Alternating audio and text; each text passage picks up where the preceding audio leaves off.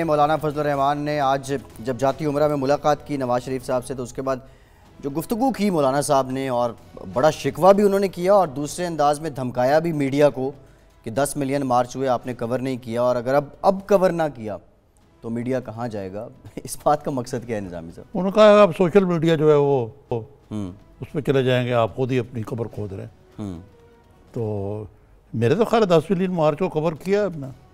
नहीं, जितनी मौलाना साहब की जितनी डिमॉन्स्ट्रेशन होती रही है उसको तो कवर करते रहे। शायद उस तरह नहीं किया जिस तरह बिलावल की ट्रेन मार्च को किया। ये वो शिकवा कर सकते हैं वैसे। लेकिन जी जी, ये जो कवरेज है ये धमकियों से मशरूत हो गई। अब जितनी ज़्यादा को धमकियाँ दें उतनी ज़्यादा उसको कवरेज देनी चाहिए। अच्छा, सोशल मीडिया एक ताकत तो है, लेकिन मौलाना साहब के पास क्या अथॉरिटी है, क्या हथियार है कि वो मीडिया को ये थ्रेट कर सकते हैं कि कहाँ जाएंगे आप?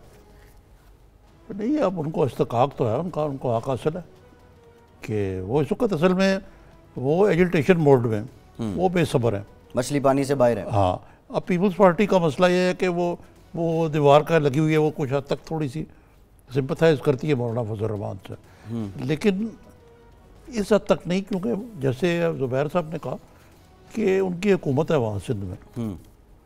ठीक है जी, PMLN की तो कोई हुकूमत, लेकिन PMLN जैसे कि आपको एहसास हो गया होगा, मेरा नहीं ख्याल कि वो किसी एजिटेशन मोड में है। नहीं, उन्होंने बड़ा क्लियर किया, उन्होंने लाइन ड्रा कर दी है कि हम किसी भी मज़ामत में तहरीक में नहीं आ रहे हैं। तो मौलाना का मिशन जो है वो यहाँ भी नाकाम ही दिखाई देता है, ये डूम्ड है।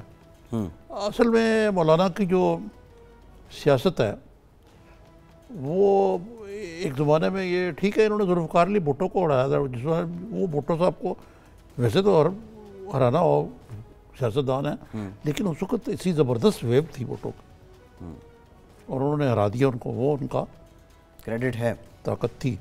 लेकिन अब सिचुएशन मौलाना फजल रहमान ने हराया था, उनके वालिद साहब मुफ्ती महमूद साहब ने। जी जी, JUIF की ताकत थी, 2 सूबों में उनकी हुकूमत थी, कोalition विद नैप, बाद में ANP बन गई, वो उस वक्त नैप थी। तो मकसद है कि मौलाना का फिर एक कुर्बत है पीपल्स पार्टी के साथ, बड़ी कुर्बत रही है उनकी, और आपको मालूम है कश्मीर कमेटी के भी वो सरबराह रहे हैं, तो उनका एक नहीं, लेकिन वालिद साहब के नज़रिए से तो इख्तलाफ था ना। वालिद साहब की कुर्बत नैप के साथ थी, इनकी कुर्बत पीपल्स पार्टी के साथ है, ये ANP के नहीं। दरअसल हुआ कि वो एक इलेक्शन अलायंस था और इनका जो बेस है, सपोर्ट बेस, वो KP और खैबर पख्तूनख्वा में। अब हुआ ये कि नैप की जगह ANP की जगह ले ली है। जी जी, लेकिन ANP के साथ नहीं बनती ना इनकी। नहीं, वैसे भी इलेक्ट्रॉनिकली स्पीकिंग बनने का सवाल है, उनकी जगह ले ली है PTI ने। तो वो ये जो इतने साल वो इक़्तिदार में रहे हैं कि अब वो जो इक़्तिदार की छाँव के बगैर उनको कुछ कमी सी महसूस होती है, कुछ खोया खोया लगता है, गर्मी लगती ज़्यादा उनको।